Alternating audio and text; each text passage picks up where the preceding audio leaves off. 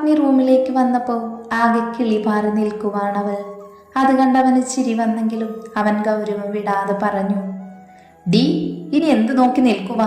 ആ മുടി കെട്ടിവെച്ച് കിടക്കാൻ നോക്ക്, മനുഷ്യനെ മെനക്കെടുത്താതെ. അതും പറഞ്ഞ് അഗ്നി കിടക്കാനായി ബെഡിലേക്കിരുന്നു. അഭിയാണെങ്കിൽ അവൻ്റെ സംസാരത്തിൽ ബാക്കി കിളികളും പറത്തിയുള്ള നിൽപ്പാണ്. ഇയാൾ തന്നിന് കളിക്കുവാണോ? നേരത്തെ എന്തൊക്കെയാ ചെയ്തത്, ഇപ്പൊ ഇതൊക്കെ അടിച്ചു കീറാൻ വരുന്നു. ഡി, നിന്നോടാ പറഞ്ഞത്, ഇനി ഞാൻ തൂക്കിയെടുത്ത് വെളിയിലേക്കിടണോ?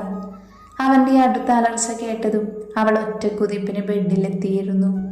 ഇനി നിന്നാ ചിലപ്പോൾ പറഞ്ഞതുപോലെ ചെയ്താലോ? അവൾ ഒരു നിമിഷം ചിന്തിച്ചു. സൈഡിലേക്ക് നീങ്ങിയാണ് അഭി കിടന്നത്. അത് കണ്ട് അഗ്നി അവളെ ഒന്ന് കൂർപ്പിച്ച് നോക്കി. അവൻ്റെ നോട്ടത്തിൻ്റെ അർത്ഥം മനസ്സിലായതും അവൾ അവൻ്റെ അരികിലേക്ക് നീങ്ങി കിടന്നു. ഇയാളെന്ത് മനുഷ്യനാ ഈശ്വര, എന്ത് ചെയ്താലും കലിപ്പ്. എൻ്റെ വിധി, അല്ലാതെ എന്ത് പറയാൻ. പെട്ടെന്നാണ് അവൾക്ക് നാളെ വരുന്ന അതിഥികളെ ഓർമ്മ വന്നത്. ഇയാളോട് ചോദിച്ചാ അതിനും ദേഷ്യപ്പെടുമോ ദൈവമേ? അറിയില്ല, എന്നാലും എനിക്ക് ഉറങ്ങണമെങ്കിൽ അതിൻ്റെ സത്യം അറിയണം. ഒന്ന് കിട്ടിയാലും വേണ്ടില്ല, മനസ്സിനൊരു സമാധാനവുമില്ല. അതുകൊണ്ട് ചോദിച്ചു നോക്കാം. അതും പറഞ്ഞ് അവൾ പതി അവൻ്റെ സൈഡിലേക്ക് തിരിഞ്ഞു കിടന്നു. അഗ്നിയാണെങ്കിൽ ഒരു കൈ തലയിൽ വെച്ച് മറ്റേ കൈ വയറിൽ വെച്ച് മലർന്ന് കിടക്കുവാണ്. എൻ്റെ ഈശ്വര, എന്ത് വിളിക്കും? ആ, എന്തെങ്കിലും വിളിക്കാം. എന്നാൽ അബിയുടെ ഓരോ പ്രവൃത്തിയും അഗ്നി അറിയുന്നുണ്ടായിരുന്നു. അടങ്ങി കിടന്നുറങ്ങാൻ നോക്കടി. അതും പറഞ്ഞ് അഗ്നി ലൈറ്റ് ഓഫ് ചെയ്യാൻ നിന്നതും അവൾ അതിന് സമ്മതിച്ചില്ല. എന്താടി? അതെ, എനിക്കൊരു കാര്യം ചോദിക്കാനുണ്ട്. അവൾ ചെറിയൊരു പേടിയോട് ചോദിച്ചു. കിടന്ന് വിൽക്കാതെ കാര്യം പറ. അവൻ കുറച്ച് ഗൗരവത്തിൽ പറഞ്ഞു. അതെ, ആ ചേച്ചിയില്ലേ നാളെ വരുന്ന? നാളെ ഏത് ചേച്ചിയാ വരുന്നത്? അവൻ നെറ്റി ചുളിച്ച് ചോദിച്ചു. ശ്രുതിയില്ലേ, അമ്മായിയുടെ. ആ, അവൾക്ക് എന്താടി കുഴപ്പം? അവൾക്ക് കുഴപ്പമൊന്നുമില്ല. പിന്നെന്താ നിന്റെ പ്രശ്നം? അതെ, ഇഷ്ടമായിരുന്നു ആ ചേച്ചിയെ. അവൻ ചോദിച്ചു തീർന്നതും അഗ്നി ബെഡിൽ നിന്നും ചാടി എണീറ്റു. അതുകണ്ട് പേടിയോടെ അവൻ്റെ പുറകെ അവളും എണീറ്റ് ബെഡിലിരുന്നു. അഗ്നിയാണെങ്കിൽ ദേഷ്യം കടിച്ചമർത്തിയാണ് ഇരിക്കുന്നത്. നിന്നോട് ഇത് ആരടി പുല്ലേ പറഞ്ഞത്? അയ്യോ, അപ്പോൾ ആ ചേച്ചി ഇഷ്ടമായിരുന്നു. എന്നിട്ടെന്താ എന്നോട് പറയാതിരുന്നേ? പിന്നെന്തിനാ എന്നെ വിവാഹം കഴിച്ചത്? ആ ചേച്ചിയെ കെട്ടിക്കൂടായിരുന്നു? വെറുതെ എന്തിനാ എന്നെ ഇതിലേക്ക് വലിച്ചിട്ടത്? അഭി കരഞ്ഞുകൊണ്ട് എന്തൊക്കെയോ പുലമ്പിക്കൊണ്ടിരുന്നു. നിർത്തടി പുല്ലേ, നിന്റെ ഒടുക്കത്തെ കരച്ചിൽ. അഗ്നിയുടെ ചുവന്ന മുഖം കണ്ട അഭിക്കുള്ളിൽ ഭയം തോന്നി. അവളുടെ ഒരു കരച്ചിൽ.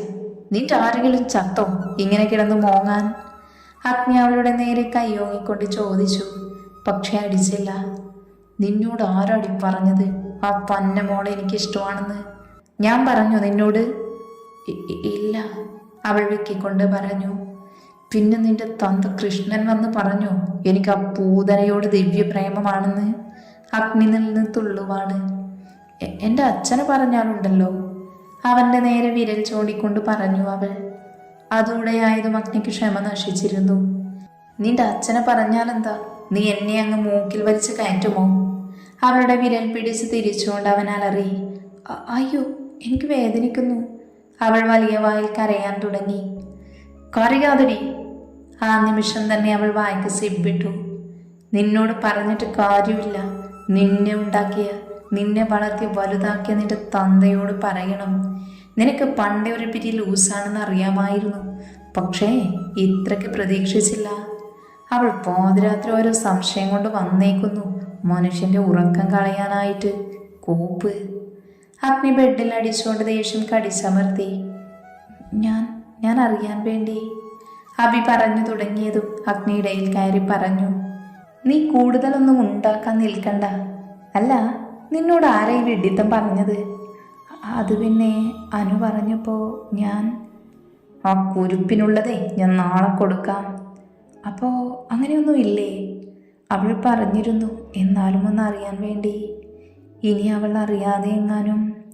അത്രയും പറഞ്ഞ അഭി പതിയെ തല ഉയർത്തി നോക്കിയതും അവളെ കത്തിക്കാൻ പാകത്തിന് അഗ്നി അങ്ങ് വിറഞ്ഞു നിൽക്കുക. ഒന്നേ നോക്കിയുള്ളൂ, പിന്നെ നോക്കാനുള്ള ധൈര്യം അവൾക്കില്ലായിരുന്നു. പറയടി പുല്ലേ, എങ്ങാനും. എന്തിനാ നീ അവിടെ വെച്ച് നിർത്തിയത്? അങ്ങനെ വല്ലതും ഈ അഗ്നിക്കുണ്ടായിരുന്നുവെങ്കിൽ പ്രണയിച്ച പെണ്ണിനെ ചതിച്ച് മറ്റൊരു പെണ്ണിനെ വിവാഹം കഴിക്കാൻ എൻ്റെ നട്ടലിന് പകരം അവിടെ തെർമോകോളല്ല. മംഗലത്ത് അഗ്നിദേവ് ഒരു പെണ്ണിൻ്റെ കഴുത്തിൽ താലി കെട്ടിയിട്ടുണ്ടെങ്കിൽ എന്നെ അങ്ങ് തെക്കേ തൊടിയിലേക്ക് എടുക്കും വരെ എൻ്റെ താലിക്ക് അവൾ മാത്രമേ അവകാശിയുള്ളൂ. അതുകൊണ്ട് വേറൊന്നും ചിന്തിച്ചു കൂട്ടാൻ നിൽക്കണ്ട. ഇത് അഗ്നിദേവാണ്. എൻ്റെ ബലം ആ താലിക്കും ഉണ്ടാവും. മനസ്സിലായോടി പുന്നാര മോളെ? ഒരു നിമിഷം അവൻ പറഞ്ഞതെന്താണെന്ന് ആലോചിച്ചു. അപ്പോഴും മുഴുവനായും അവൾക്ക് മനസ്സിലായില്ല എന്നതാണ് സത്യം. എന്നാലും അവനോട് മനസ്സിലായ പോലെ തലയാട്ടി. അഗ്നി അവളെ ഒന്ന് കലിപ്പിൽ നോക്കിക്കൊണ്ട് ബെഡിലേക്ക് കിടന്നു. അല്ല, ഇപ്പം ഇങ്ങനെ പറഞ്ഞത് വേറെ ആരെയും ഇഷ്ടമല്ല, എന്നെ മാത്രമേ ഇഷ്ടപ്പെടൂ എന്നല്ലേ? അങ്ങനെയല്ല, ഇഷ്ടപ്പെടുന്നതല്ല പറഞ്ഞത്, കല്യാണം കഴിക്കുന്നത് ഒരാളെ മാത്രമാണ് എന്നല്ലേ? അപ്പം അത് ഞാനല്ലേ? പക്ഷേ എന്നാലും ഇനിയും നിന്റെ ആലോചന കഴിഞ്ഞില്ലേ? കിടന്നുറങ്ങടി. അഗ്നിയുടെ അലർച്ച കേട്ടതും അവൾ പോലും അറിയാതെ ബെഡിൻ്റെ സൈഡിലേക്ക് കിടന്നു. ആ മൂലയ്ക്ക് നിന്റെ ആരടിയുള്ളത്? എപ്പോഴും അവിടെ കിടക്കാൻ? ഇങ്ങോട്ട് നീങ്ങി കിടക്കടി. അവൻ്റെ ദേഷ്യം കണ്ട് അഭി അറിയാതെ ഉരുണ്ടു മറിഞ്ഞ് അവൻ്റെ അടുത്ത് വന്ന് കിടന്നു.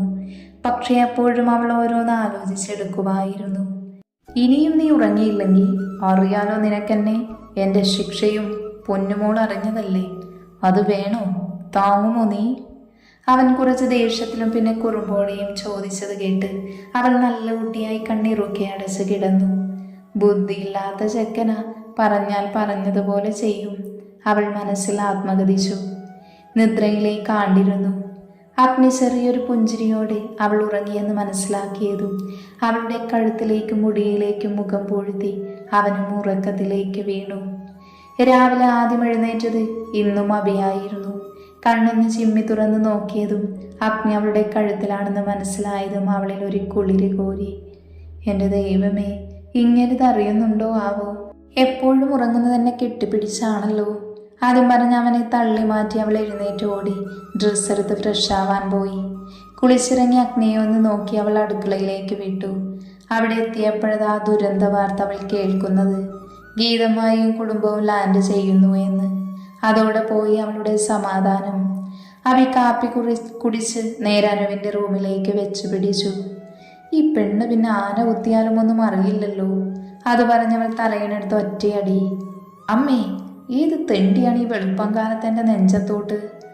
അതും പറഞ്ഞ് വിറഞ്ഞു തുള്ളിക്കൊണ്ട് അനു എണീറ്റ് നോക്കുമ്പോൾ കണ്ടത് അവളെ തന്നെ ഉറ്റുനോക്കുന്ന അബിയെ ആയിരുന്നു. എന്താ അബിയേച്ചി, എന്നെ ഒന്ന് ഉറങ്ങാനും സമ്മതിക്കില്ലേ? ചേച്ചി വന്നപ്പോൾ മുതൽ എൻ്റെ ഉറക്കം പോയി തുടങ്ങി. പാവം ഞാൻ 12 മണി വരെ ഉറങ്ങാമായിരുന്നു. അതാണ് നീ ഇല്ലാതാക്കിയത്. ഇല്ലാത്ത മൂക്കും പിഴിഞ്ഞാനു പറഞ്ഞു. ഡീ തെണ്ടി, എൻ്റെ സമാധാനം കളഞ്ഞിട്ട് അങ്ങനെ നീ സുഖമായിട്ട് ഉറങ്ങണ്ടടി. അതെന്താ ചേച്ചി? ചേച്ചിക്കിപ്പോൾ സമാധാനം ഇല്ലേ? അതാരാ കൊണ്ടുപോയത്? അനു ഒന്നും അറിയാത്ത പോലെ ചോദിച്ചു. ഡീ പോത്തെ, നീ തന്നെയല്ലേ പറഞ്ഞത് ഇന്നവർ വരുന്നുണ്ടെന്ന്? ഓ, അപ്പോൾ അതാണ് പ്രശ്നം. അവർ വരുന്നത് കൊണ്ട് ചേച്ചിക്ക് എന്താ പ്രശ്നം? അനുവിനൊന്നും അറിയാത്ത പോലെ ചോദ്യം കേട്ട് അബിക്ക് പല്ല് കടിച്ച് അവളെ നോക്കി. അയ്യോ ചേച്ചി, ചേച്ചി ദേഷ്യപ്പെടേണ്ട, ഒന്ന് ക്ഷമിക്ക്, നമുക്ക് വഴിയുണ്ടാക്കാം. അനു അബിയെ സമാധാനപ്പെടുത്തി പറഞ്ഞു. എൻ്റെ സമാധാനം അവിടെ നിൽക്കട്ടെ, നീ നിന്റെ ഏട്ടൻ്റെ മുന്നിൽപ്പെടാതെ നോക്കിക്കോ. അബി അനുവിനെ ഒളികണ്ണാലെ നോക്കിക്കൊണ്ട് പറഞ്ഞു. അതെന്താ ചേച്ചി, ഞാനെന്തിനാ ഏട്ടന് പേടിക്കേണ്ടത്? ഇന്നലെ എന്താ സംഭവിച്ചത്? അനു കുറച്ച് പേടിയോടെയാണ് അത് ചോദിച്ചത്. പിന്നെ പറയണോ? അബി ഇന്നലെ നടന്ന് ചുരുക്കി അങ്ങ് പറഞ്ഞു കൊടുത്തു. അയ്യോ എൻ്റെ ചേച്ചി, എന്നോട് ഈ ചതി വേണ്ടായിരുന്നു. ഏട്ടൻ അവളെ ഇഷ്ടമല്ല എന്ന് ഞാൻ അപ്പോഴേ പറഞ്ഞതല്ലേ. എന്നിട്ടും നീ എന്തിനാ ചേച്ചി ഏട്ടനോട് ചോദിച്ചത്? അനു ദയനീയമായി ചോദിച്ചു. അത് അനു, ഞാനൊന്ന് ഉറപ്പുവരുത്താൻ വേണ്ടി അങ്ങേരോട് ചോദിച്ചതാടി, നീ അങ്ങ് ക്ഷമിക്ക്.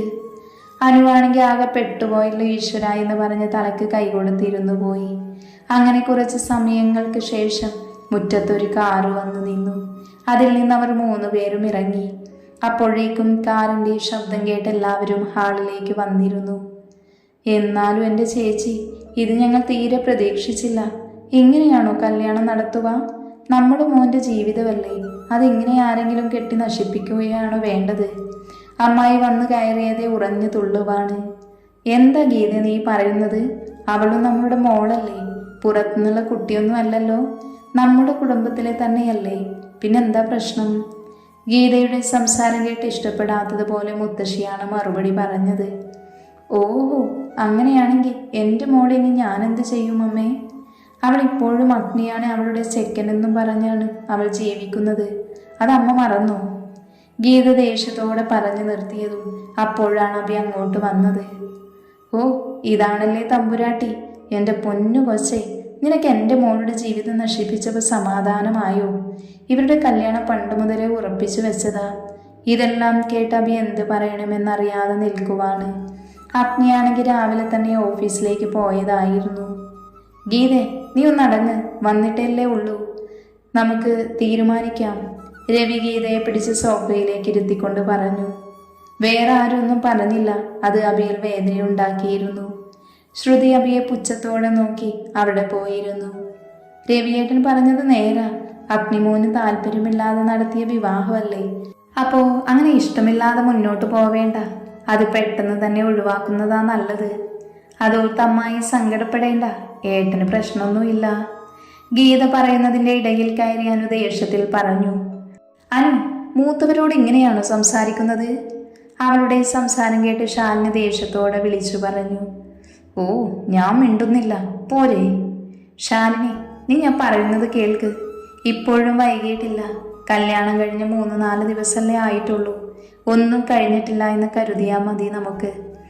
എന്തൊക്കെയാ ഗീത നീ പറയുന്നത്? ശാലിനി ദേഷ്യത്തോടെ ചോദിച്ചു. ആ സമയം അഭിയുടെ കണ്ണുകൾ നിറഞ്ഞൊഴുകിയിരുന്നു. അനുവിൻ്റെ കയ്യിൽ അഭിയുടെ കൈ അമർന്നു. അതറിഞ്ഞ പോലെ അനു അവളെ ചേർത്ത് പിടിച്ചു. വേറെന്താ, ഇവരുടെ ബന്ധം വേർപ്പെടുത്തണം, അത് തന്നെയാ ഞാൻ പറഞ്ഞത്. ഇഷ്ടമില്ലാത്തവർ തമ്മിൽ എന്തിനാ ഇങ്ങനെ കഷ്ടപ്പെട്ട് ജീവിക്കുന്നത്? ഇതിനൊരു തീരുമാനം ഉണ്ടാക്കാനാ ഞങ്ങൾ 3 പേരും ഇന്ന് തന്നെ ഇങ്ങോട്ടേക്ക് വന്നത്. ആഹാ, അത് അമ്മായി മാത്രം തീരുമാനിച്ചാൽ മതിയോ? എൻ്റെ ഏട്ടൻ പറഞ്ഞില്ലല്ലോ അഭിയേച്ചി ഏട്ടന് ഇഷ്ടമല്ല എന്ന്. അതുകൊണ്ടാണ്, ചെവി തുറന്ന് കേട്ടോ, എൻ്റെ ഏട്ടനാണ് തീരുമാനിക്കുന്നത് ആരെ വിവാഹം കഴിക്കണം, ആരെ ഒഴിവാക്കണം എന്നൊക്കെ. അനു ദേഷ്യത്തോടെ പറഞ്ഞു നിർത്തി. അയ്യോ, നിങ്ങളെല്ലാവരും കേട്ടില്ലേ ഇത്തിരി പോന്ന ഈ കുഞ്ഞെന്നോട് ഇങ്ങനെ പറയുന്നത്? എൻ്റെ ഏട്ടനുണ്ടായിരുന്നുവെങ്കിൽ ഇങ്ങനെയൊന്നും ആരെയും പറയാൻ സമ്മതിക്കില്ലായിരുന്നു. അതുപോലെ എൻ്റെ മോളെ തന്നെ അഗ്നിക്ക് കെട്ടിച്ചു കൊടുത്തേനേ. ഇല്ലാത്ത കണ്ണുനീർ തുടച്ചുകൊണ്ട് ഗീത പറഞ്ഞു. പെട്ടെന്നാണ് അങ്ങോട്ടേക്ക് അഗ്നി കയറി വന്നത്. ഹാളിലിരിക്കുന്നവരെ ഒന്ന് ഗൗരവത്തിൽ തന്നെ നോക്കി. അമ്മായി എപ്പോ എത്തി? അവൻ ഗൗരവം വിടാതെ ചോദിച്ചു. കുറച്ച് സമയമായി മോനെ, ഞങ്ങൾ നിന്നെക്കുറിച്ച് ഇപ്പൊ സംസാരിച്ചതേ ഉള്ളൂ. ഇനി അത് നിന്നോട് നേരിട്ട് സംസാരിക്കാം. മോനിരിക്ക്. സംസാരിക്കാം, ഇപ്പൊ നിങ്ങൾ വന്നതല്ലേ ഉള്ളൂ, ഞാനൊന്ന് ഫ്രഷായിട്ടും വരാം, അതുവരെ നിങ്ങൾ സംസാരിച്ചിരിക്ക്. അത്രയും പറഞ്ഞ് മറുപടിക്ക് കാത്തു നിൽക്കാതെ അഗ്നി മുകളിലേക്ക് കയറാൻ തുടങ്ങി. പിന്നെ പെട്ടെന്ന് അവിടെ ഒന്ന് നിന്നു. അപ്പോഴാണ് അനുവിൻ്റെ പുറകിൽ അവളുടെ കയ്യിൽ പിടിച്ചു നിൽക്കുന്ന അഭിയെ അവൻ കണ്ടത്. തലകുനിച്ചാണ് ആളുടെ നിൽപ്പ്. കരയുന്നുണ്ട് എന്ന് അവളുടെ തേങ്ങലിൽ നിന്ന് തന്നെ അവന് മനസ്സിലായി. അവൻ ഒരു നിമിഷം കണ്ണുകളടച്ച് ശ്വാസമൊന്ന് ആഞ്ഞുവിട്ടു. എന്നിട്ട് അവളെ നോക്കി വിളിച്ചു. ആമി. ഇതുവരെ ആരും വിളിക്കാത്ത പേര് കേട്ട് ഞെട്ടിപ്പിടിഞ്ഞ് തല ഉയർത്തി അവനെ നോക്കിയതും തന്നെ നോക്കി നിൽക്കുന്നവനെയാണ് അവൾ കണ്ടത്. അവൾ ഒരു നിമിഷം സംശയിച്ചു, തന്നെയാണോ അവൻ വിളിച്ചത് എന്ന്. അപ്പോഴേക്കും വീണ്ടും വന്നു അടുത്ത വിളി. ആമി, ഞാൻ വിളിച്ചത് നീ കേട്ടില്ലേ? പെട്ടെന്ന് റൂമിലേക്ക് വാ.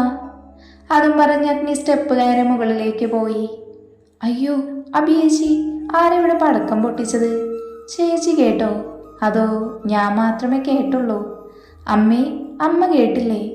ഞാൻ കേട്ടത് തന്നെയാണോ നിങ്ങളെല്ലാവരും കേട്ടത്? അനു എന്തൊക്കെയോ അന്തം വിട്ട് പറയുന്നുണ്ട്. അപ്പോഴാണ് അവളെ പോലെ തന്നെ കിളി പാറി നിൽക്കുന്ന അഭിയെ അവൾ കണ്ടത്. ഡി ചേച്ചി, ഏട്ടൻ വിളിച്ചത് കേട്ടില്ലേ? റൂമിലേക്ക് ചെല്ലാൻ പറഞ്ഞു. ഇനി ചെന്നില്ലെങ്കിലേ അതിനാവും അടുത്തത് കിട്ടാൻ പോകുന്നത്, അഭിയോടായി പറഞ്ഞു. എന്നിട്ടും അഭിക്കൊരു കുലുക്കവുമില്ല.